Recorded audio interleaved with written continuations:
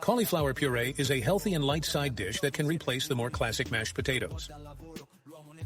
Ingredients: a medium cauliflower, 2 or 3 tablespoons of extra virgin olive oil or butter, salt and pepper, nutmeg optional, a clove of garlic also optional, and to adjust the consistency, milk or vegetable broth. Start by dividing the cauliflower into florets. Discard the hard central stem and wash the florets thoroughly under running water. Steam the cauliflower for about 20 minutes or until it becomes soft. If you don't have a steamer, you can boil it in a little salted water. Once cooked, transfer it to a mixer or use an immersion blender to puree it. If you prefer, you can leave some pieces for a more rustic texture. Add the extra virgin olive oil or butter, salt and pepper to taste. If you like, a sprinkle of grated nutmeg adds an aromatic touch.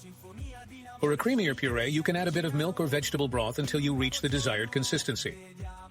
Taste and adjust salt, pepper, and if used, garlic. Serve the puree warm as a side dish.